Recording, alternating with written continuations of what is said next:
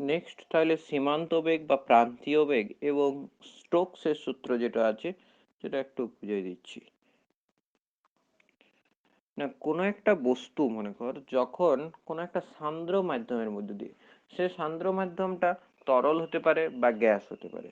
কোনো একটা বস্তু সান্দ্র মাধ্যমের মধ্য দিয়ে আসছে, মনে কর এক এক ড্রাম তেল আছে, পেট্রোল আছে, সেই পেট্রোলের মধ্যে কোনো একটা বস্তু তুই ছেড়ে দিয়েছিস, সেই বস্তুটা কি হবে, পেট্রোলের মধ্যে থেকে কি হবে, সেই সান্দ্র মাধ্যমের মধ্য দিয়ে যেতে যেতে এবারে নিচের দিকে যাবে। কেন না সেখানে অভিকর্ষের টান ক্রিয়া করবে। সে কারণে বলছে যে যখন কোনো একটা বস্তু সান্দ্র মাধ্যমের মধ্য দিয়ে, সেটা গ্যাস হতে পারে বা তরল হতে পারে, তার মধ্য দিয়ে অভিকর্ষের প্রভাবে যখন নিচের দিকে পড়ছে, তখন আসঞ্জন বলের জন্য বস্তু সংলগ্ন মাধ্যমের স্তরটি বস্তুর সঙ্গে সঙ্গে চলতে থাকে। তার মানে কি, না যখন একটা বস্তুকে সান্দ্র মাধ্যমের মধ্যে ফেলা হচ্ছে তখন বস্তুটা অভিকর্ষের প্রভাবে নিচে পড়ছে, তখন আবার আমরা দেখতে পাচ্ছি যে আসঞ্জন বলের জন্য বস্তুর সাথে মাধ্যমের স্তরটাও বস্তুর সঙ্গে সঙ্গে চলতে থাকছে।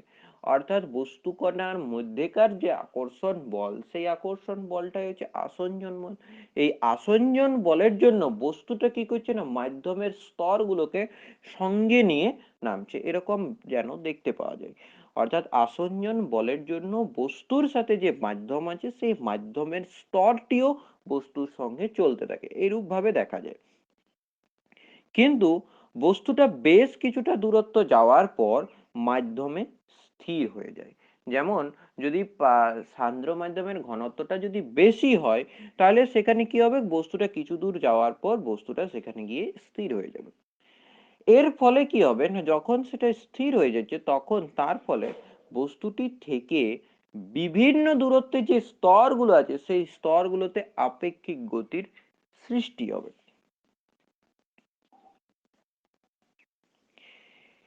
এরপর যখন আপেক্ষিক গতির সৃষ্টি হয়েছে, তখন এবারে মাধ্যমের যদি সান্দ্রতা ওই আপেক্ষিক গতির বিরুদ্ধে বাধা প্রদান করবে। যেহেতু মাধ্যমটা যদি বেশি সান্দ্র হয়, তাহলে সেখানে বাধাটা কি করবে, বেশি প্রদান করবে।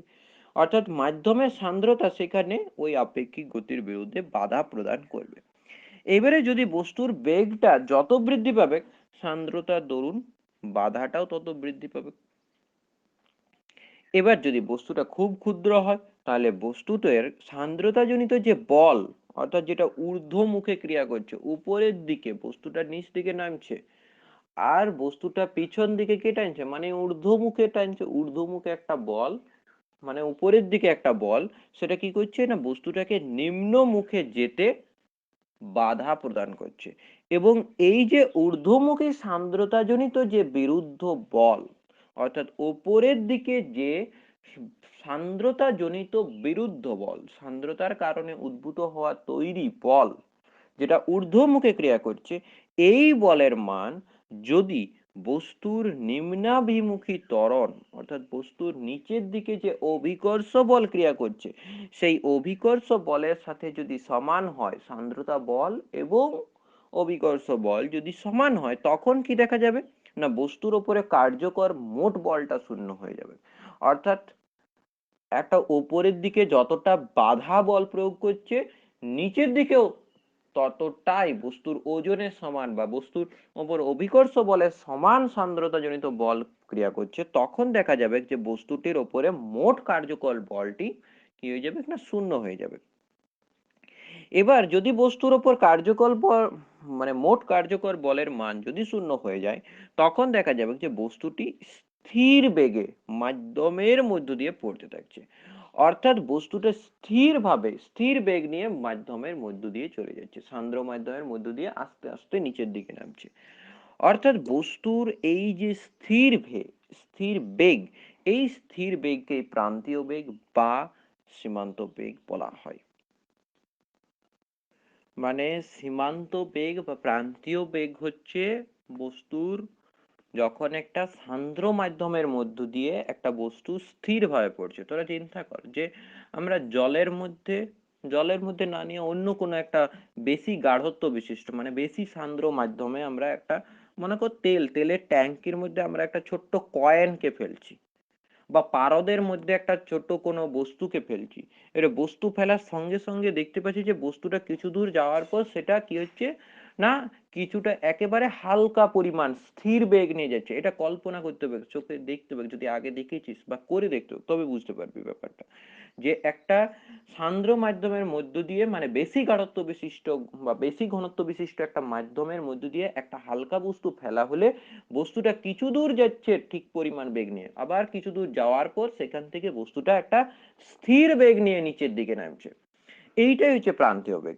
মানে জিস্ট ব্যাপারটা কি হচ্ছে যে কোনো একটা ক্ষুদ্র বস্তু যদি সান্দ্র মাধ্যমের মধ্য দিয়ে অভিকর্ষের প্রভাবে নিচের দিকে পড়তে থাকে, কোন একটা বস্তু সান্দ্র মাধ্যমের মধ্য দিয়ে, এমনি মাধ্যম না, যে কোনো সান্দ্র মাধ্যমের মধ্য দিয়ে, মনে কর বায়ুর মধ্যে বৃষ্টি পড়ছে, বায়ু মাধ্যমের মধ্য দিয়ে বৃষ্টির ফোঁটা পড়ছে, এইটাও কি হচ্ছে না ওই সীমান্ত বেগ নিয়ে পড়ে। বলছি পরে উদাহরণটা, যে কোনো একটা ক্ষুদ্র বস্তু যদি সান্দ্র মাধ্যমের মধ্য দিয়ে অভিকর্ষের প্রভাবে নিচের দিকে পড়তে থাকে তবে এর বেগ প্রথম দিকে ক্রমশ বাড়তে থাকে। মানে যখন মাধ্যমের মধ্য দিয়ে পড়ছে তার প্রথম দিকে বেগটা কিছুটা পরিমাণ ক্রমশ বাড়তে থাকে, কিন্তু বস্তুটির বেগ যত বাড়তে থাকে তত কি হয় না তার সাথে যে প্রবাহীর উল্লম্ব স্তরগুলো আছে, প্রবাহীর যে স্তরগুলো আছে, একটা বস্তু উপর থেকে পড়ছে এবং বস্তুটার স্তরগুলো উল্লম্ব ভাবে আছে বা অনুভূমিক ভাবে আছে, অর্থাৎ বস্তুর স্তরগুলো অনুভূমিক আছে আর বস্তুটা যেটা পড়ছে তার সঙ্গে অনুভূমিক স্তরটা উল্লম্ব ভাবে হচ্ছে, অর্থাৎ স্তরগুলো বস্তুটার কাছে উল্লম্ব ভাবে বা 90 ডিগ্রি ভাবে থাকছে। অর্থাৎ এই প্রবাহীর যে স্তরগুলোর মধ্য দিয়ে পড়ছে তখন কি হচ্ছে বস্তুটির বেগ যত বাড়তে থাকবে তত কি হবে না প্রবাহীর স্তরগুলির মধ্যে সান্দ্রতাজনিত বাধার মানটাও তত বৃদ্ধি পাবে। এইবারে মাধ্যমের প্লবতা কি হচ্ছে বস্তুর উপর ঊর্ধ্বমুখে ক্রিয়া করে, আমরা আগেই পড়েছি যে প্লবতা সবসময় ঊর্ধ্বমুখে ক্রিয়া করে বা অভিকর্ষের বিপরীতে ক্রিয়া করে। তার ফলে কি হচ্ছে না বস্তুর নিম্নমুখী যে ত্বরণ অর্থাৎ অভিকর্ষ বলের মান কি হয় ক্রমশ হ্রাস পেতে থাকে। এবারে যত কি হচ্ছে না প্লবতা বলটা যেহেতু উপরের দিকে ক্রিয়া করছে তার ফলে কি হচ্ছে বস্তুর যে নিম্নমুখী ত্বরণ তার মান তত হ্রাস পেতে থাকে, এবং এই হ্রাস পেতে পেতে এক সময় কি হয় না সান্দ্রতাজনিত যে বাধা বলের মান যেটা উপরের দিকে ক্রিয়া করছে এবং প্লবতা, সান্দ্রতাজনিত বাধা বল এবং প্লবতা দুটোই যেটা উপরের দিকে ক্রিয়া করছে এবং অভিকর্ষ বলের মান এক সময় কি হয় হ্রাস পেতে থাকে, মানে সমান হয়ে যায়। ওই যে ত্বরণটা নিম্নমুখী ত্বরণ বা অভিকর্ষ ত্বরণ যাতে অভিকর্ষ বলের মানটা ডিপেন্ড করছে সেই অভিকর্ষ বলের মান আস্তে আস্তে কমতে কমতে এমন একটা টাইম আসছে যে সময় কি হচ্ছে যে সান্দ্রতাজনিত বাধা বল এবং প্লবতা বল যেটা ঊর্ধ্বমুখে ক্রিয়া করছে এবং অভিকর্ষ বল দুটো মান সমান হয়ে যাচ্ছে, এবং যখনই এই দুটো বলের মান সমান হয়ে যাচ্ছে তখন বস্তুটির ওপর যে মোট ক্রিয়াশীল বল, মোট ক্রিয়াশীল কার্যকর বল বা মোট লব্ধি বল এর মান শূন্য হয়ে যাচ্ছে। এবার যখনই লব্ধি বলের মান শূন্য হচ্ছে তখনই বস্তুটা স্থির বেগের মধ্য দিয়ে স্থির বেগ নিয়ে মাধ্যমের মধ্যে পড়তে থাকছে। যখনই লব্ধি বলের মান জিরো হয়ে যাচ্ছে বা শূন্য হচ্ছে তখন বস্তুটি স্থির বেগ নিয়ে মানে একটাই বেগ নিয়ে বস্তুটি মাধ্যমের মধ্য দিয়ে সান্দ্র মাধ্যমের মধ্য দিয়ে বস্তুটি নিচের দিকে পড়তে থাকছে, এবং এই যে বস্তুর স্থির বেগ এই স্থির বেগটাকেই বলা হয় সীমান্ত বেগ বা প্রান্তীয় বেগ। এবং সান্দ্র মাধ্যমের মধ্য দিয়ে একটা বাধাহীন ভাবে পতনশীল বস্তু শেষ পর্যন্ত যে সমবেগ নিয়ে পড়ে তাকেই ওই বস্তুর প্রান্তীয় বেগ বলা হয়। কি বললাম যে সান্দ্র মাধ্যমের মধ্য দিয়ে পতনশীল একটা বস্তু শেষ পর্যন্ত মানে একেবারে শেষে যে সমবেগ নিয়ে পড়ে তাকেই ওই বস্তুর প্রান্তীয় বেগ বলা হয়। যেমন একটা বৃষ্টির ফোঁটা যখন বায়ু মাধ্যমের মধ্য দিয়ে আসছে তখন তার প্রথম দিকে তার বেগটা ক্রমশ বৃদ্ধি পেতে থাকে, এইবারে যত সে বায়ু মাধ্যমের মধ্য দিয়ে যত নিচের দিকে আসছে তত তার বেগটা কি হচ্ছে না হ্রাস পেতে থাকছে। কেন না তার অভিকর্ষ বলের মান এবং সান্দ্রতাজনিত বিরুদ্ধ বল এবং প্লবতা বল দুটোই কি হচ্ছে উপরের দিকে ক্রিয়াশীল যে দুটো বল এবং নিচের দিকে ক্রিয়াশীল বল অভিকর্ষ বল দুটো বলের মান সমান হয়ে যাচ্ছে। এটা সমান হওয়ার ফলে কি হচ্ছে না সেটার বেগটা আস্তে আস্তে কমতে থাকছে এবং কমতে কমতে এক সময় একটা স্থির বেগ নিয়ে সেটা নিচের দিকে পড়ছে। অর্থাৎ বৃষ্টির ফোঁটা, পড়ন্ত বৃষ্টির ফোঁটাও হচ্ছে সান্দ্র মাধ্যমের মধ্য দিয়ে সীমান্ত বেগে চলাচল করে। এই হচ্ছে সীমান্ত বেগ।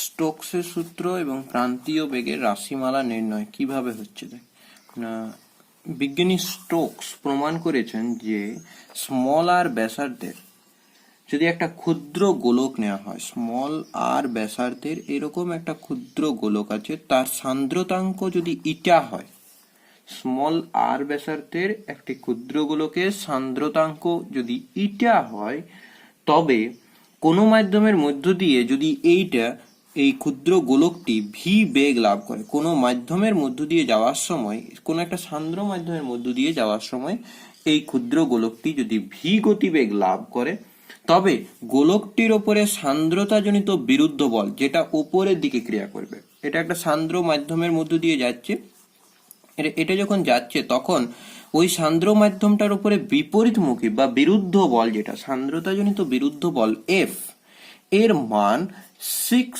পাই eta R V, 6 pi eta R V এর দ্বারা সূচিত হয়, এবং এই সূত্রটির নামই হচ্ছে স্টোকসের সূত্র।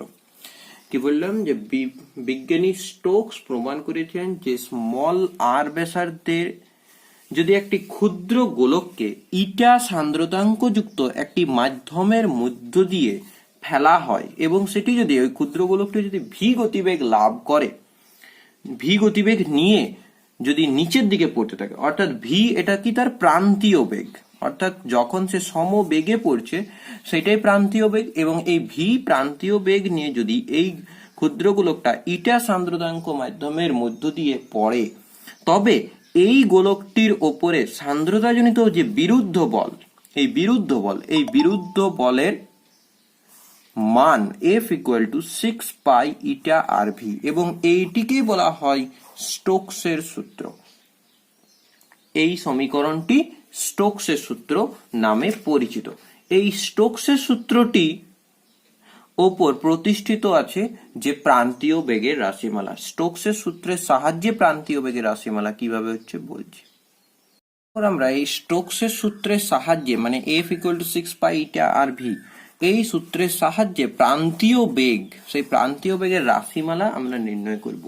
কি করতে হবে না, এখানে আমরা প্রথম ধরছি যে এখন যদি গোলকটির ঘনত্ব, এখন যদি ক্ষুদ্র গোলকটির, এই ক্ষুদ্র গোলকটির ঘনত্ব, ক্ষুদ্র গোলকটির উপাদানের ঘনত্ব লেখা যায়, উপাদানের ঘনত্ব, ক্ষুদ্র গোলকটির উপাদানের ঘনত্ব রো ধরি, রো, যদি ক্ষুদ্র গোলকটির উপাদানের ঘনত্ব যদি রো হয়, তাহলে গোলকটির ওজন বের করতে পারবো, যে গোলকটির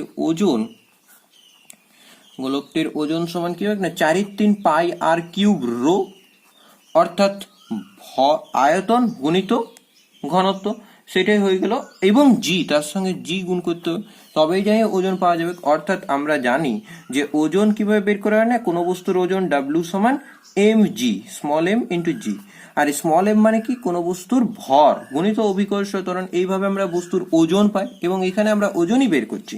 এটা ওজন যখন বের করছি তখন আগে আমাকে এমটা দরকার, এবং এম তো জানা নাই, ক্ষুদ্র গোলকটার ঘনত্ব দেওয়া আছে, গোলকটার ঘনত্ব রো ধরেছি, উপাদানের ঘনত্ব যদি রো হয়, তাহলে তার আগে আমি ওজন কিভাবে বের করছি না, আগে ভর কিভাবে বের করছি না, আমরা জানি ঘনত্ব সমান ভর বাই আয়তন, ঘনত্ব সমান ভর বাই আয়তন, তাহলে ভর সমান ঘনত্ব গুণিত আয়তন। তাহলে আয়তন কি হয়, কোন একটি গোলকের, স্মল আর ব্যাসার্ধের একটি গোলকের আয়তন বের করবার সূত্র হচ্ছে 4/3 পাই আর কিউব, সেই 4/3 পাই আর কিউব বসিলাম, গুণিত ডিটা হচ্ছে ঘনত্ব, এখানে ঘনত্বটা বলে দিচ্ছে ক্ষুদ্র গোলকটার ঘনত্ব রো, সেজন্য রো করলাম, ইনটু এবারে এটা হয়ে গেল আমার ভরটা, এই যে ভর, এই ভরটা, এবং এই ভরের সঙ্গে যদি জি গুণ করি, তার মানে যদি অভিকর্ষ ত্বরণ গুণ করা হয়, তাহলে আমরা গোলকটার ওজন পেয়ে যাচ্ছি, সেই জন্য গোলকটার ওজন হচ্ছে 4/3 pi R cube rho into জি।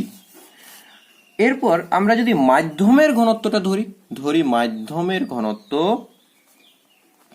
যদি মাধ্যমের ঘনত্ব সিগমা, এটার নাম হচ্ছে সিগমা যদি হয়, তাহলে গোলকের ওপরে যে প্লবতা বল ক্রিয়া করছে সেটা বের করতে পারবে। গোলকের ওপর প্লবতা বল, এই প্লবতা বল যেটা ঊর্ধ্বমুখী ক্রিয়া করছে, অর্থাৎ গোলকের ওপর ঊর্ধ্বমুখী প্লবতা বলের মান।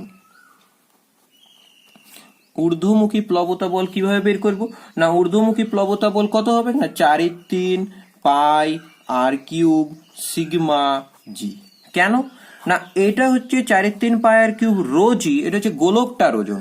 আর সীমান্ত বেগ কখন এটা লাভ করবে, ভি যখন সীমান্ত বেগ লাভ করি, যে তার মানে কি এই যে প্রান্তীয় বেগ, এই প্রান্তীয় বেগ তখনই লাভ করবে যখন বস্তুটার ওজন মানে গোলকটির ওজন এবং গোলকটির ওপরে সান্দ্রতাজনিত যে বল, ঊর্ধ্বমুখী বল, একটা নিম্নমুখী বল একটা ঊর্ধ্বমুখী বল, এই দুটো বলের মান যখন সমান হবে তখন সেটা কি হবে না ভি গতিবেগ নিয়ে মানে সীমান্ত বেগ নিয়ে লাভ করবে, সীমান্ত বেগে চলবে। তাহলে ঊর্ধ্বমুখী প্লবতা বল কত হচ্ছে না এই গোলকটার আয়তন 4/3 pi R cube into sigma. এবারে সিগমা কেন না মাধ্যমটার ঘনত্ব আমি ধরেছি, যে মাধ্যমটার মধ্যে আসছে, তাহলে মাধ্যমটার ঘনত্ব হয়ে গেল সিগমা ইন্টু জি, সেটা হয়ে গেল বস্তুটার ওজন। তার মানে ঊর্ধ্বমুখী প্লবতা বল কত হচ্ছে না এই মাধ্যমের, এই যে টোটাল মাধ্যম, এই মাধ্যমের ঊর্ধ্বমুখী প্লবতা বলের মান হচ্ছে মাধ্যমটার ওজন গুণিত মাধ্যমটার ভর গুণিত ওজন, অর্থাৎ ভারটা বের করছি 4/3 পাই আর কিউব গুণিত সিগমা, যেহেতু সিগমাটা হচ্ছে মাধ্যমের ঘনত্ব, ইন্টু জি, জি করলে অভিকর্ষ ত্বরণ পাওয়া যাচ্ছে। এইবারে তাহলে আমরা একটা গোলকের ওজন পেয়ে গেলাম যেটা নিচের দিকে ক্রিয়া করছে, এই যে নিচের দিকে ক্রিয়া করছে, এবং একটা ঊর্ধ্বমুখী প্লবতা বল যেটা উপরের দিকে ক্রিয়া করছে। এইবারে আমরা আগে সীমান্ত বেগে পড়েছি যে কার্যকর লব্ধি বলটা বের করতে হয়, তাহলে অতএব আমরা বের করছি যে গোলকের ওপর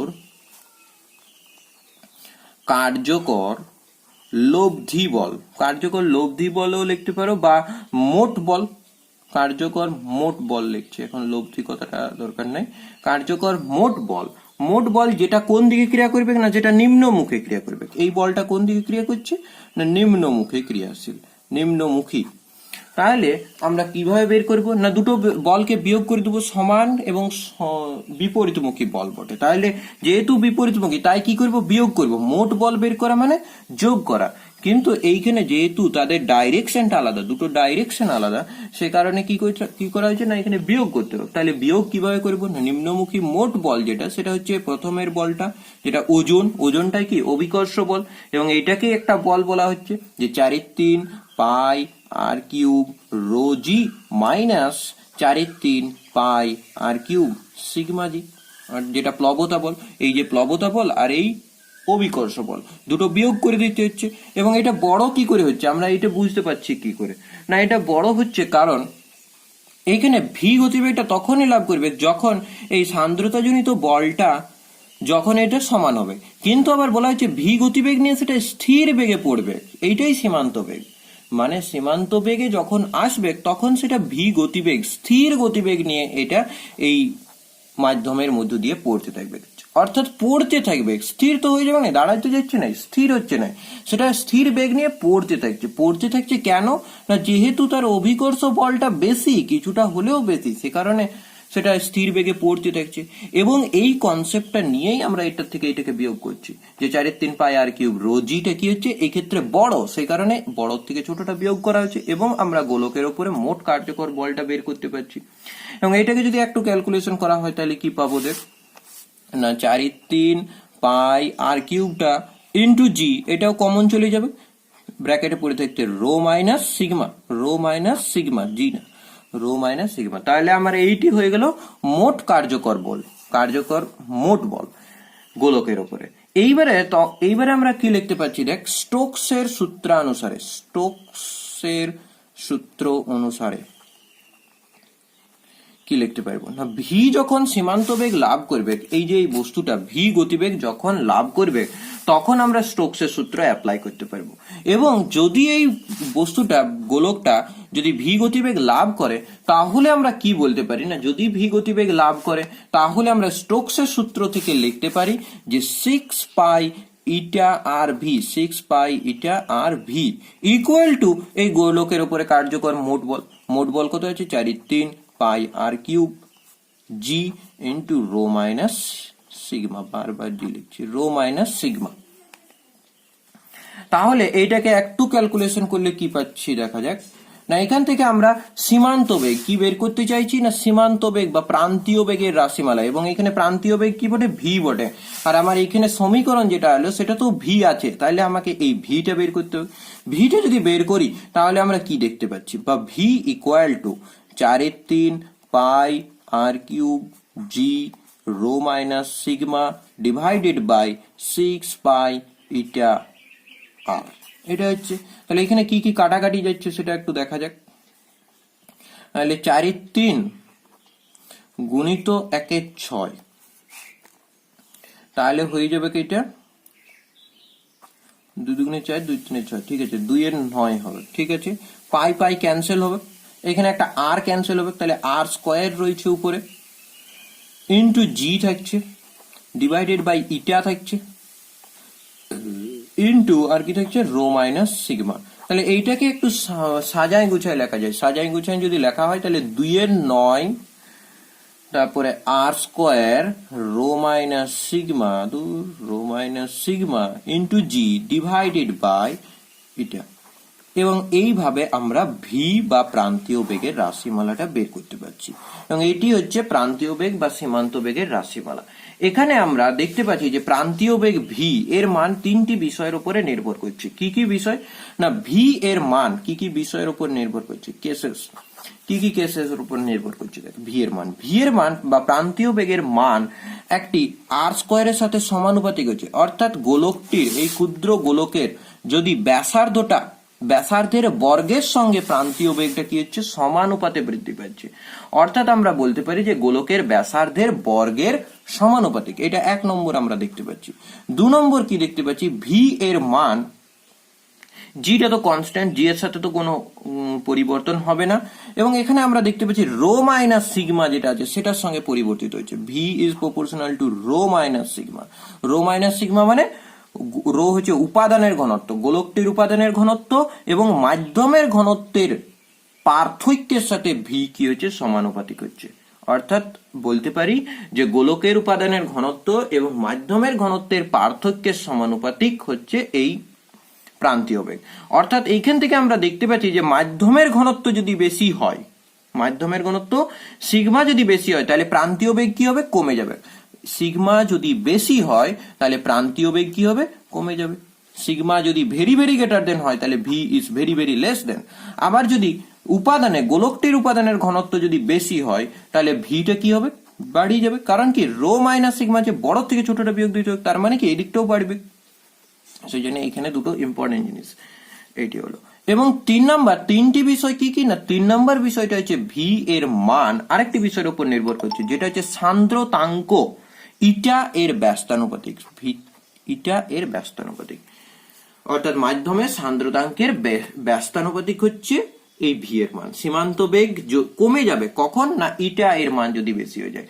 অর্থাৎ একটা বেশি সান্দ্র মাধ্যমে একটা গোলকের বা কোনো একটা বস্তুর প্রান্তীয় বেগ কি হয়, কমে যায়। বেশি সান্দ্র মাধ্যমে ইটা যখন বেশি তখন ভি কম। বেশি সান্দ্র মাধ্যমে একটি বস্তুর প্রান্তীয় বেগ কমে যায়।